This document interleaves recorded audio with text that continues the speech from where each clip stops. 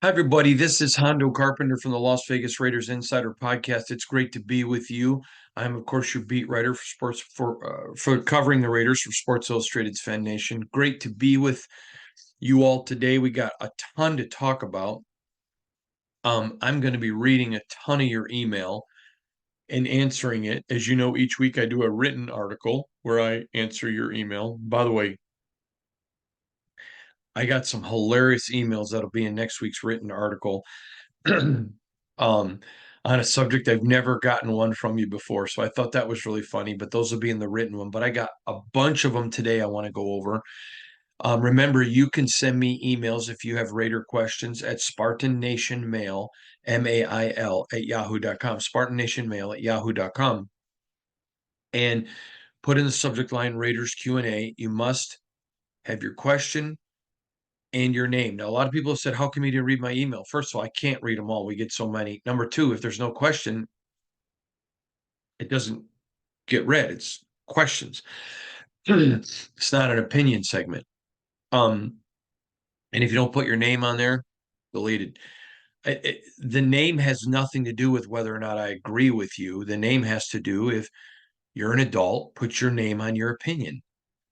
And I think that's the best way to do it. But we got a bunch of them. I got 6 pages here of emails. So let's get right at it and get going. Remember, please, I want you to hear me. Thank you so much for all the subscribing, all the liking, all of it. I just appreciate you immensely for all that you're doing.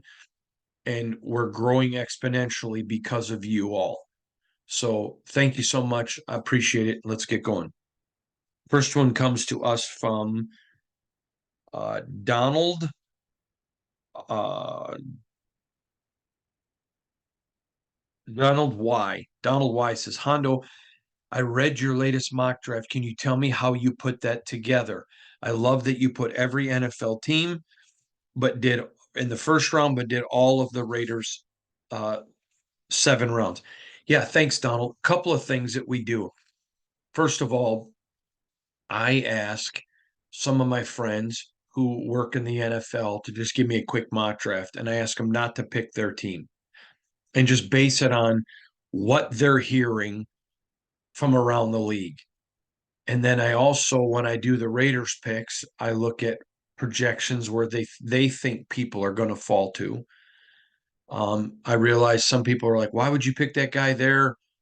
I think it was PFF. Somebody put me in an email says that they're going to be available in the sixth. Why did you pick them? Have the Raiders picking them in a round before the sixth? Well, I'm going on where NFL people think that they'll all drop. It's purely their opinions. You don't have to take it or like it. I'm just telling you that. The Spencer Rattler pick in the second round. Um, I'm going to get more into that in a few minutes. But again, I know Spencer's a guy that they've looked at, they've analyzed a lot, and I don't think that they're going to go quarterback in the first because I don't think they're going to be able to get up to a couple of guys that I believe the Raiders like. So that's how it all goes down. And I appreciate all of you reading it. Thank you very, very much. Next one comes to us from Missy T. Missy says, Hondo, how come there's not a lot more talk about Harrison Bryant, the tight end being signed by the Raiders? That's a really good question. So, a couple things. He doesn't come with a ton of stats.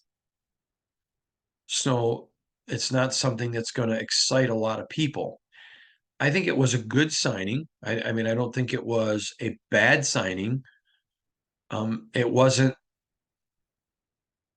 like a trade for a Kyle Pitts because he's different because the Raiders need him to be different. Um, I don't think there's anything to be hyper critical of. They have Cole Fotheringham.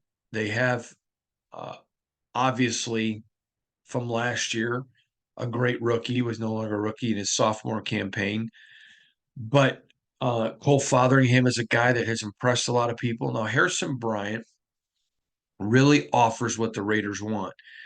He can block. He's a very good blocker, and he can catch. He just hasn't had a whole ton of opportunity to do that. I think it was a very good, solid signing.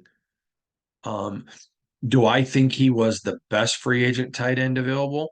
No, but he fit the need of exactly what the Raiders wanted. So he was a great signing for the Raiders.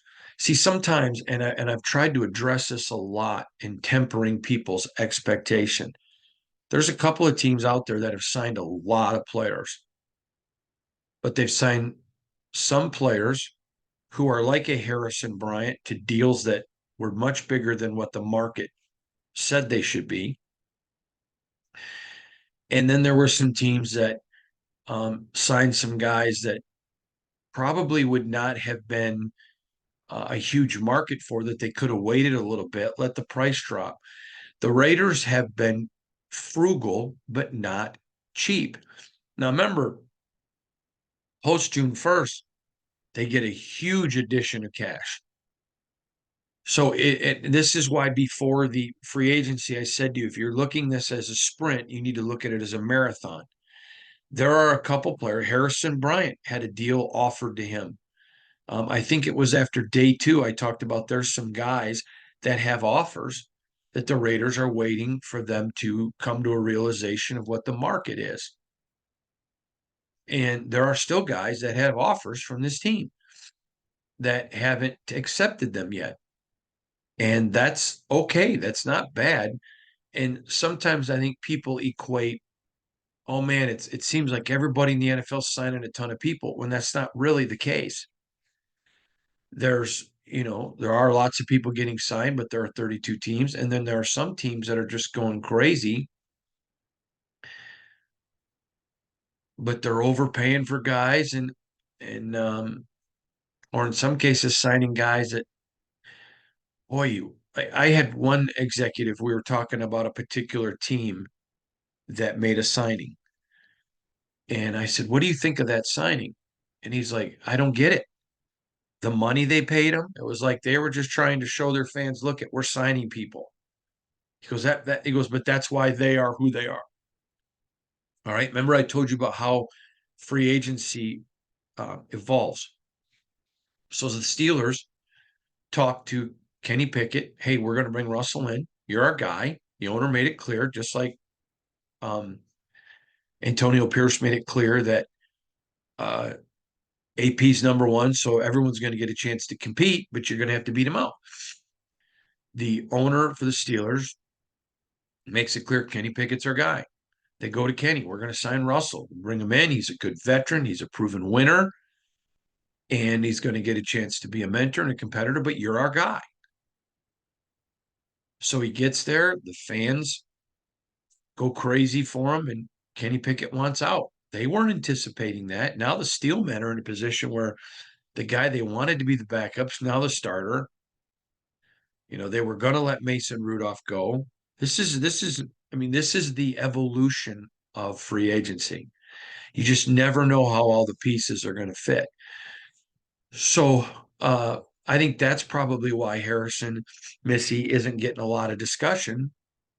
It's not a sexy pick, and it's not like there maybe weren't some other names, but at the same time, excuse me, at the same time, I really apologize about that. Um, I think it was a very solid signing. The Raiders did not overpay him. And again, frugal, not cheap. I thought it was a good one. They made him an offer that says, hey, we want you. We're not going to overpay, but this is what we think your offer is, what your worth is. He judged the market. He's like, wow, okay. And he came. I thought again, thought it was a good signing. Um, but do I think it's going to be as impactful as Wilkins? No. But a good signing, a very good role player who plays his role well. Some people take it, Missy, when you call somebody a role player. Oh, that's an insult. It's not an insult at all. These guys are paid a lot of money to play a role. In Hollywood, you pay somebody to play a role. And that's not a slam. And I think Harrison's going to have a good impact. I think Cole Fotheringham has a chance to be really special. And we know what Michael Mayer can do. So that's why. I hope that answers your question, Missy. Next one comes to us from HB in Compton. Hondo, I'm an OG Raider fan. First time I've ever emailed you. I really enjoy your coverage and think you do a great job. As somebody from Compton, I love the shoes and I don't care about the black socks. One of the things I appreciate about you is you talk about liking people for being genuine, and I think you're genuine. I also appreciate when you talk about Raider Nation, you put respect on our name. I just want you to know I appreciate you. Thank you very much, HB. I have a question. You always talk about this is my opinion doesn't matter, but your opinion matters to me.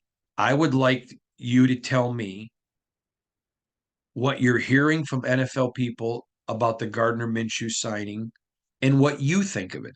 Oh, HB.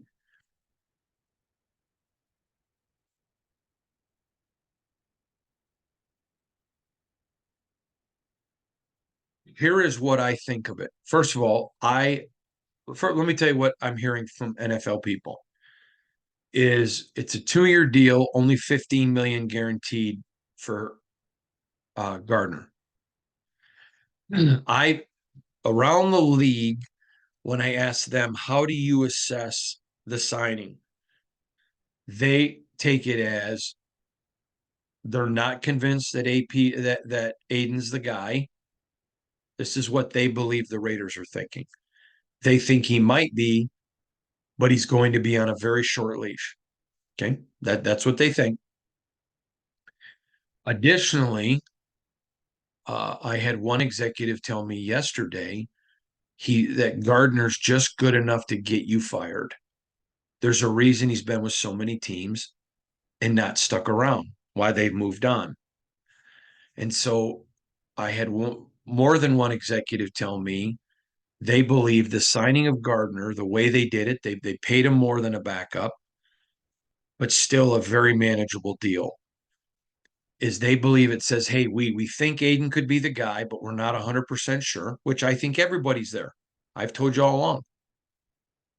I think he absolutely deserves the right to compete. I think he's earned that. I don't think he's convinced anyone that he is Kenny Stabler, but I also don't think he's shown us enough to think that he can't be. But around the league, the perception of the signing is there's they think Aiden could be the guy. They're not 100% sure. So let's bring in a scrappy competitor, pay him a little bit more than most backups to make sure we got that. But they also additionally say it probably is an admission, a tacit admission by the Raiders that there's not a quarterback in this draft that we're convinced is a dude. And so it allows us to still go forward with Gardner, with Aiden, but have a quality guy to compete with him. And if either one doesn't work, we're still able to go if there's a dude next year and get that dude. That is the impression that I get from the league, the people around the league. Now, what do I think? I think there's a lot of people in the organization that believe in Aiden O'Connell and believe that he's earned a chance to compete for the job. I mean, he's earned the job, he's earned the right to be QB1 right now.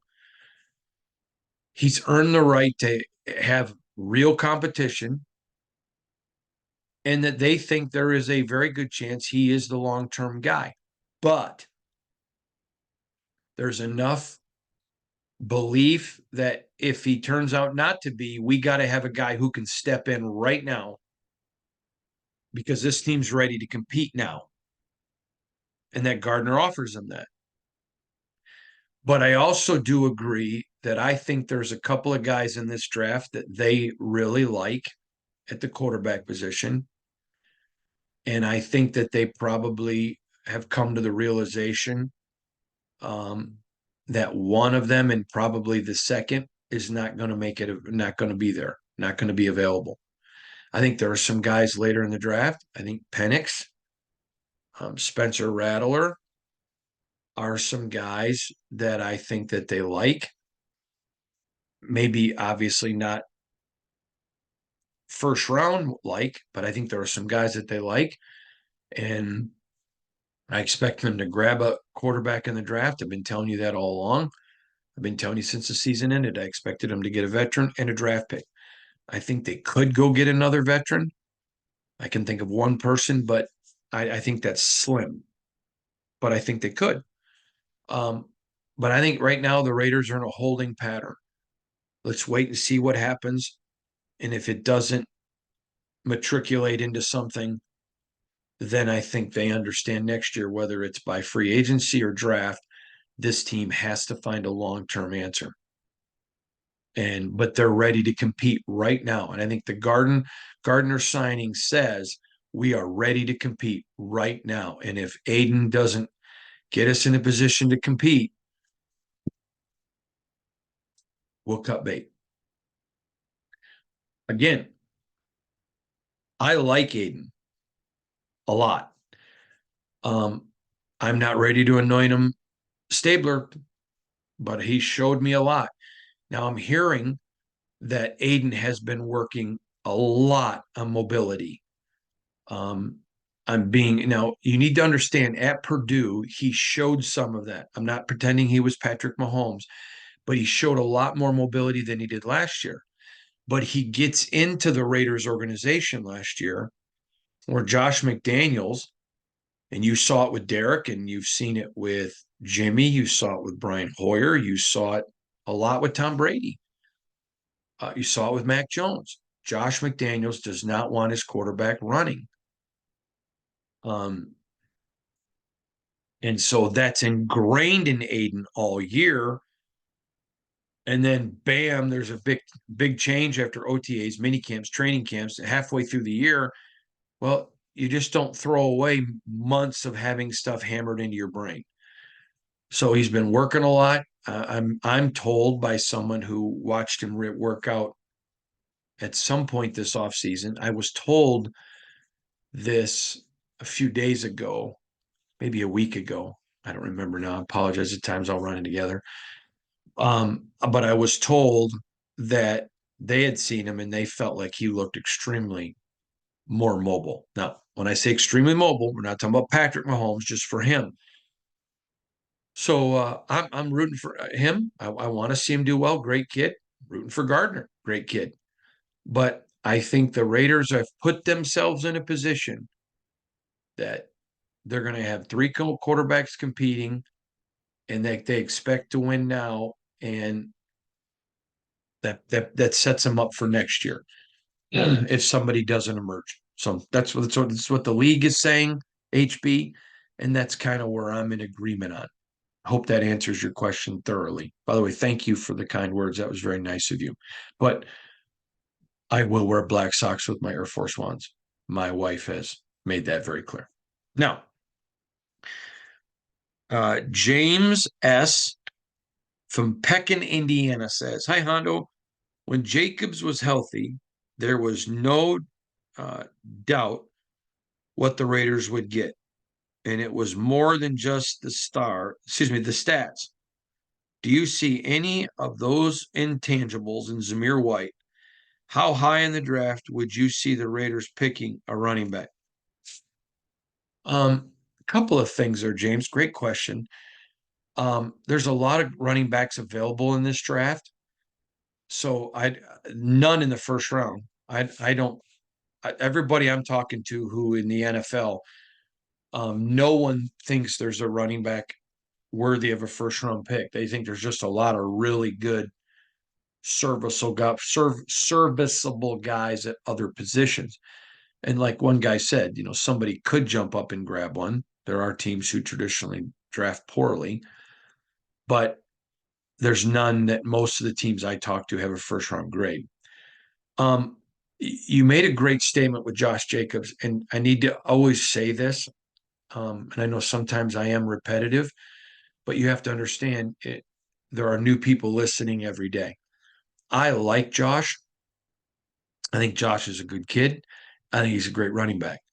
The problem is the best ability is availability, and he's just hurt too dang often. And you can't give that kind of money. Um, you just can't do it. It's too much money to invest in somebody that you're not convinced is going to be there 17 games. And so, I get it. Or you're going to miss 25% of the games. That's huge money. You can't expect to be paid like the 1% of running backs and miss 25% of the games. So while I understand Raider fans' frustration with losing Josh, I 100% support what the team did. I think it was the best decision for the team. And you got to remember the team, the team, the team. And I think it was right. I really like Zamir. Um, there were some times last year in preseason, I think he got some looks that I think he could have showed more. Um, However, when I talk to people about Zamir, and when I say talking to people, that's going back to Georgia and some people within the organization, they felt like he's one of those backs that as the game goes on gets better. With more touches, more confidence, he just keeps going. He's in phenomenal shape. If you watched him against Kansas City on Christmas Day last year, he was a much better back at the end of the game than the beginning. It takes him a while to get his motor going. There are a lot of running backs like that. So, yeah, I do see a lot of that in Zamir. I like him a lot. Um, and I think there's a chance the Raiders could sign a running back veteran, but a chance. I don't think it's 100% in the purview, but they will be taking a running back, and I wouldn't be shocked if they took one anywhere from 2 to 7, probably 3 to 7, but still there could be one particular guy. Um, but I would probably expect it within 3 to 7, them getting a running back. So there you go. Next one comes to us from Kari. Kari wants to know, what about Britton Brown, the kid out of UCLA? I mean, it is guys' jobs to distinguish themselves. It's guys' jobs to make plays. Okay, last year I thought Cole Fotheringham should have been on the roster. But the way the Raiders ended up doing it, there just wasn't space for him. Okay. Remember McClendon Curtis? He's a guy that they thought was going to be a starter this year. He was a UDFA last year. And I wrote before it happened, they're greatly concerned if they put him on the practice squad, someone's going to sign him to their 53. And that's exactly what happened. And so Britton is a guy, he's been given touches, he's been given opportunities. You got to stay healthy, you got to stay engaged. And when you get chances, you've got to flash. It's not the Raiders' job to make guys flash, it's their job. There's a book years ago I read. I don't even know if it's still in print, called You Inc. And understanding you are an individual business. You may go to a job and you may work at this job every day and you may be a 40-hour-a-week worker, but you need to see you as your own entity, your own company. And when you do that, you think differently. I think Britton Brown has a lot of talent, but he's got to flash it. He's got to let them know, hey, I'm here. Because if you're not doing that, they're going and looking for someone to replace you. The reality of the Dan Big Daddy um, Wilkinson, who many of you may remember was a very high draft pick, a defensive tackle. He told me one time, he goes, you got to understand either you're making them see you or they're looking for someone else who's going to make them see you. I thought that was just brilliant. He told me that at the end of his career. Um, I thought that was really, really brilliant. And so when you understand it's me, Inc., whether you're a football player or you're a factory worker or whatever you do for a living, and your job is to make what you do unique. Your job, I have people all the time, you should do this, you should do that. Well, here's the problem. I'm not going to die a cheap copy. I'm going to be who I am. I've had people say, on your podcast, I don't like it when you mention your family. Okay. I respect that. I'm still going to mention my family. It's just, it's who I am. I don't want people to think that I find my worth in my job. I enjoy what I do for a living. It's important to me. I care about you, Raider Nation. You matter to me. But I'm not going to not talk about my family because it keeps me away from my family for vast swaths of time. And I want them to know while I enjoy what I do and I'm grateful for my job, they're first. You're going to have lots of people in your life try to make you into something. Look at Antonio Pierce. Well, he doesn't look like a head coach. He doesn't talk like a head coach. He doesn't act like a head coach. And what's his answer? Screw you. I'm going to be me. I love that. I love genuine people. And so my answer going back to Britain is he's the one that's got to distinguish himself and got to do it or bye-bye. All right, next. This comes to us from Coach Adrian Robbins. Coach Robbins says, hey, Hondo, you said you could see the Raiders moving up in the first round if a big group of players at a position falls. In my opinion, this would be an unwise because the only reason you move up in the first round is a quarterback. I'm just a lonely college coach who doesn't deal with the NFL. I would love to hear your thoughts. Thanks for your time. Again, that's Coach Adrian Robbins.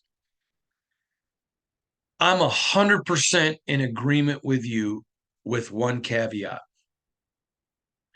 If I'm sitting there at 13 and let's say that I assess in this draft, there are two guys worthy of the 13th pick. Either I think they're worth a 13 or even higher. And so I've got a chance to move up a couple places because there's two guys there. And to grab a guy that I think brings me more value than a first and a second or whatever it may be. The picks are only as valuable as the person making the choice. Okay. I always laughed when drafts are made and they'll say, well, the Raiders traded this guy and here's everybody they got for him. Well, that's true. And if you've got a good guy picking who understands, okay, if I don't get one of these two guys, whoever I pick at 13, I'm going to be overpaying. So I want to move back. But what if I don't have a chance? Okay, so let's say you're sitting there at 13 and there are two guys that you think are really worth it or even more. And you look down and say, I don't think at our second pick we're going to find somebody of value either. So I'm going to pack these two to go get somebody that I think is worth that price. Yes, but normally I'm 100% in agreement with you. Yeah, I am a big move up in other rounds, but first round, stay where you're at or move back. And I think the Raiders right now have a group of guys that they would be very happy with at 13. Very.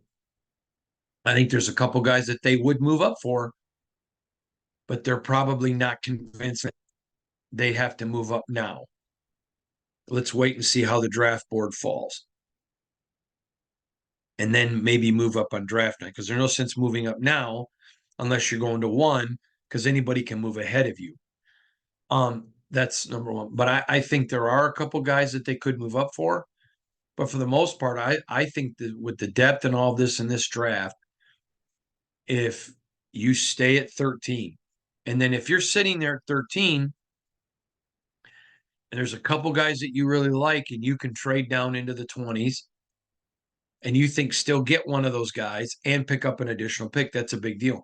But the value of picks is the person making the picks.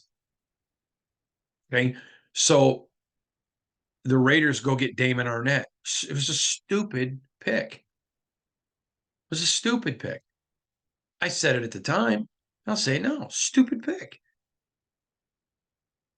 Dumb pick. So if somebody had taken the pick for Damon Arnett and selected any number of players who've proven to be valuable, it's a great pick. But when you use that pick for Damon Arnett, Nothing. Terrible. So I think it's not just a pick, it's who you have picking, coach. But normally I 100% agree with you. Draft picks are goal. So we're in agreement. Next comes to us from Paul Kahn. Hondo, by the Raiders choosing to allow Jacobs to walk, do you think they ought to look for a decent running back in the draft? If White gets hurt, as it stands now, won't that cripple the offense? You think that Bolden and Abdullah are adequate? The Raiders, as you so preach, are a run first offense. Do you suppose the philosophy will change under Getsy? Appreciate you. Thanks. No, philosophy is not going to change, and they are going to add another running back. 100%. So, no, I don't think anything's going to change, and they are going to add a running back. Next comes to us from John A.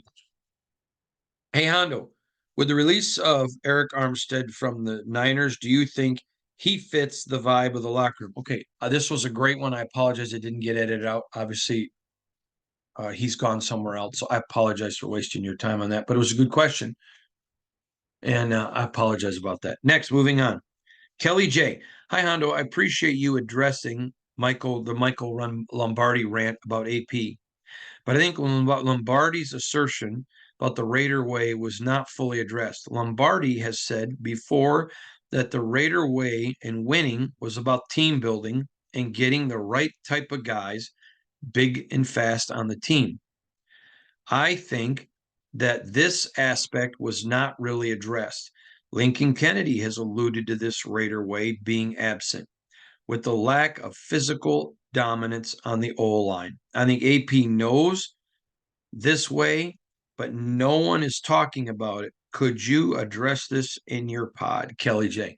I think everybody's talking about it.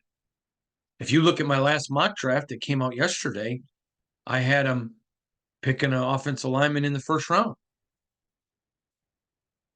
They know that, they believe that, and you have to understand. I was told by someone who I trust that when Josh McDaniels got here, he was asked about the offensive line. And essentially, his answer was if we're worried about the offensive line, we have bigger problems because his offense was predicated on getting the ball out quick. I think AP is absolutely committed. The defensive and offensive lines first. So I hope that addresses it, Kelly, and I appreciate you. Oliver S. Hi, Hondo. I think the Raiders should take an offensive tackle with their first pick and a defensive tackle with their second.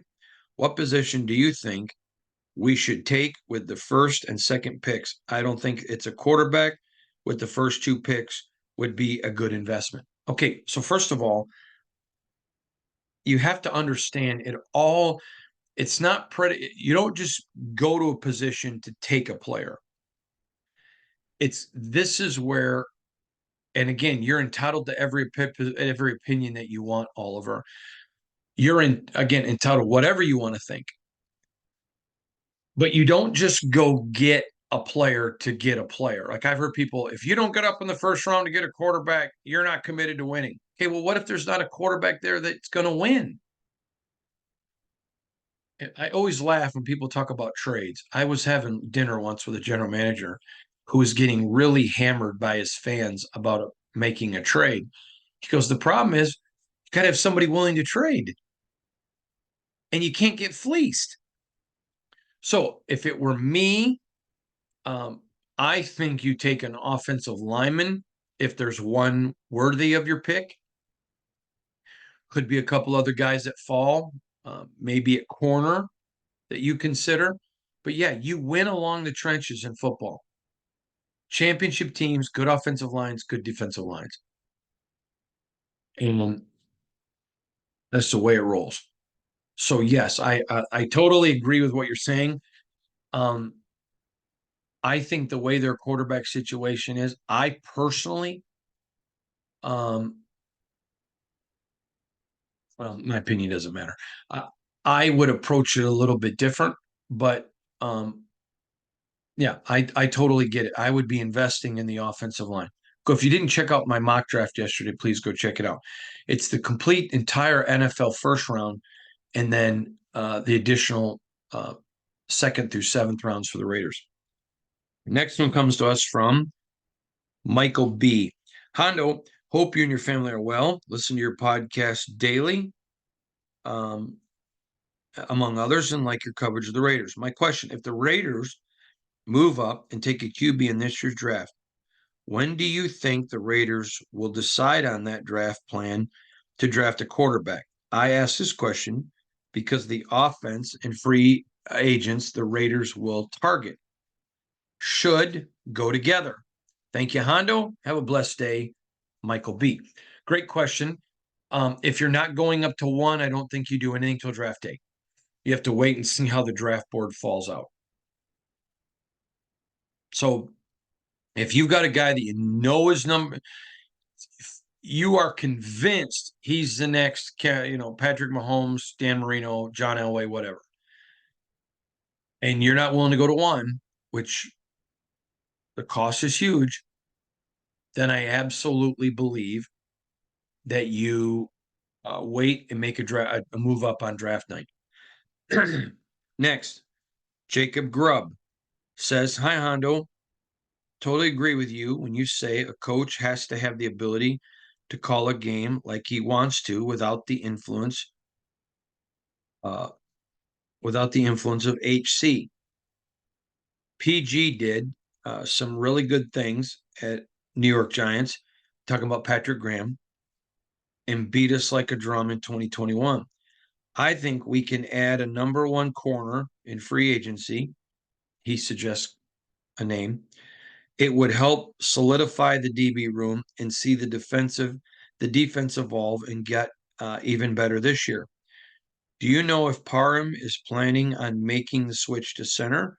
And what are you hearing from the combine about what our plans are on OLDO via free agency or the draft?" Um, well, first of all, I mean, I think we saw with Christian Wilkins. I think there are some other players on the defense and offensive line that they would like to add in free agency, and I think that they may even re-sign some of theirs that are very viable and productive options. But again, it's the Raiders being frugal but not cheap. There's some offers on the table, and it's waiting for that to play out. It's waiting for that to play out. Um, I mentioned before that I know the Raiders had kicked some tires on some trades. Now, I want to address something real quick here. I can't control what people leave and say, this is what Hondo said. I get tons of people on, I heard you said this. I'm not going to respond. I put everything that I'm going to say in writing or in video on the podcast. I can't respond to what everybody goes out and says, Hondo said this, Hondo said that. I don't care. And if you want to get worked into that, that's fine. I don't play that game. I made it very evidently clear. The Raiders had made some calls on some trades. Nothing was imminent. And I think those trades could go right through possibilities up even into training camp. I think there are some that probably wouldn't happen until post June 1st. But I'm not declaring anything imminent. But when I'm made aware that they've kicked some tires on some trades, I'm going to tell you that. And but yeah, I don't think, I mean, I think the Raiders have been very active. Just because there haven't been a lot of signings doesn't mean there's no activity. And I think what they have clearly demonstrated is they're going to be sound, salary cap disciplined, frugal, but not cheap. I think the Raiders have had a very good offseason. And sometimes there's an old Garth Brooks song. Sometimes I thank God for unanswered prayers. I think there have been some situations where they've thought they had a great shot at a free agent and somebody just came and spent silly money. Okay. And I think the fact that the Raiders haven't been sucked in, they're not trying to win press conferences. They're trying to win football games. And I can tell you in the years that I have covered the Raiders, this is my fifth, there have been times, not often, but there's been a couple of times I thought that's a move to win a press conference. That was not a move that I would have made. Or talking to other people that that wasn't a good, or they overpaid.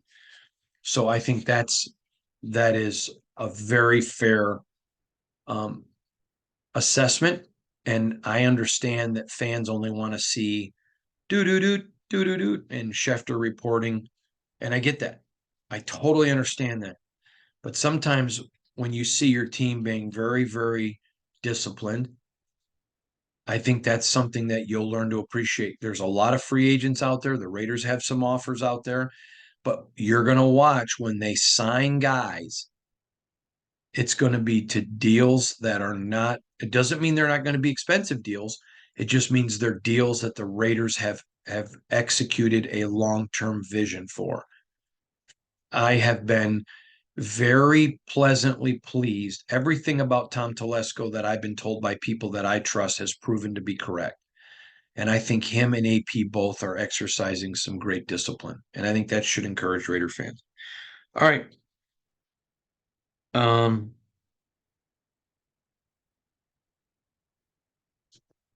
don't. All right. Let's go to the next one. Noah C. Hey, Hondo, my question is, do you think the signing of Gardner Minshew gives good indication of the type of quarterback they're looking for in the draft? You can see the pocket passing prototype in Minshew and AOC, and one would think they want to keep the QBs as the same prototype QB in the room. I would love to hear your thoughts. Thanks, and God bless you and your family, Noah C. Yeah, I think that's exactly it. I think they want a quarterback who's going to stay in the pocket and throw, but offers mobility. Now, I think Minshew offers more running than Aiden, but you can be mobile and be different.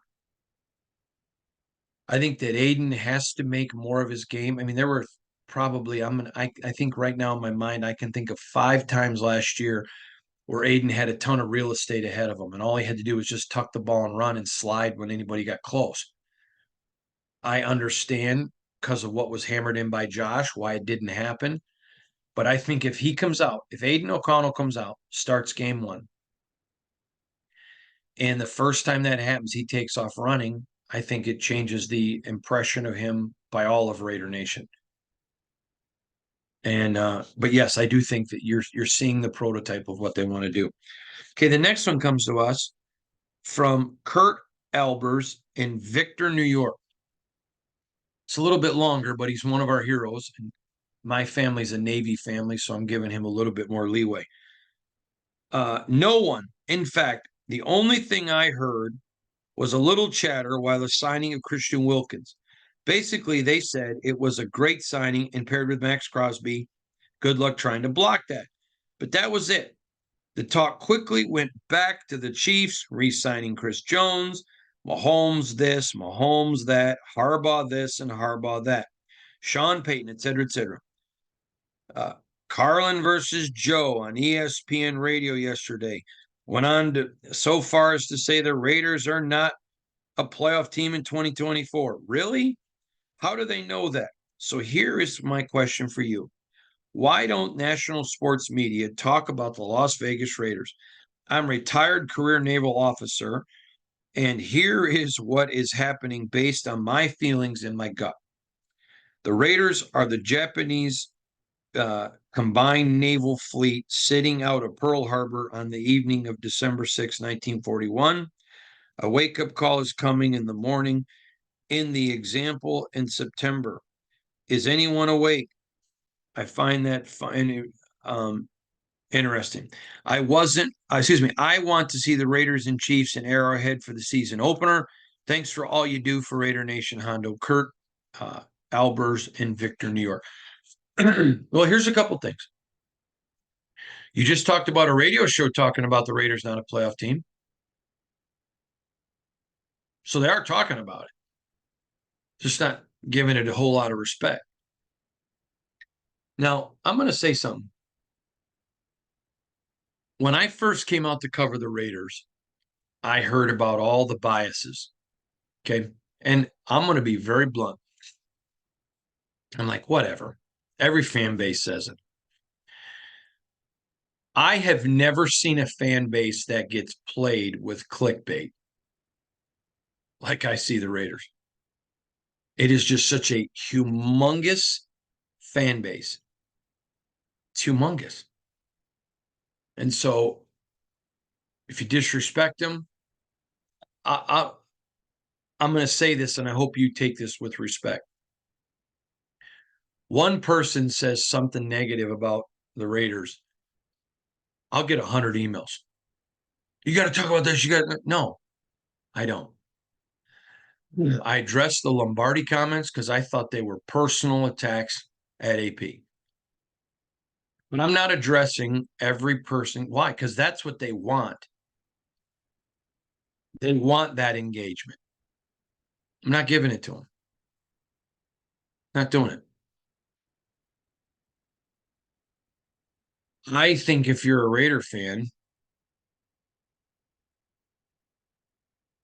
let people not talk about you. Now, let me say a couple things. I don't think Jim Harbaugh's a good coach. I think he's a great coach. But I have also talked extensively on this program. He wears people out. Nobody talks about he went years and years and years at Michigan without winning. They made him take a pay cut. There were Michigan fan, they all love Jimmy Harbaugh now, and that's great. But let me tell you, Michigan fan was screaming for him to get fired. Don't let them revise history. And Jim Harbaugh is a very, very good coach, but there's a very good chance that the Bolts go backwards next year. And they were already behind the Raiders. Okay. The Broncos, very good chance they go backwards next year. The Raiders were one win away from the playoffs last year, and they've gotten better. You say, well, no, they didn't. They lost Josh. Okay. When they were in the middle of the playoff hunt, the last 4 games, Josh didn't play. Truth. So who cares? I understand, sir. And by the way, thank you for your service to our great country. I understand it's frustrating because you want your team to get respect. But what does AP say? My resume is on the field. I guarantee you, and I know AP, he is not losing any sleep that they're not getting any respect. He could care less. Okay.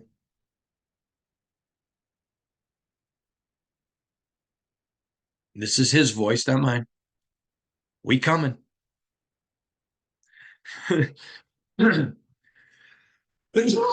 So part of that is your franchise's fault. The Raiders haven't been relevant in a long time. That's their fault. It's your job to make people talk about you. The Chiefs are getting talked about a lot. They are. But they're in the Super Bowl hunt every year. You want to get talked about like they did? Then go be in the hunt like they are. And I do think the Raiders get played by media. And I do think they get talked about. It's just in disrespectful ways, and it drives people crazy. To me, and this is my opinion and not yours, I think there's some people in the national media that do a great job of covering the Raiders. Max Crosby went on a show and tore into the host a little bit for some disrespectful things they said. And I can't tell you the number of people. Hondo, you got to talk about this. No, I don't. I don't have to talk about the media. I talk about the Raiders. I just talk about the Raiders. I give them the respect. I'm not going to go advertise for people that don't. I laugh at my critics who will take shots at me. Okay, thanks. Doesn't bother me. I don't take shots at people. I don't even think when I addressed the Lombardi comments, I took a shot at him. I said the man's done more in the NFL than I've done. And I thought he was better than those comments.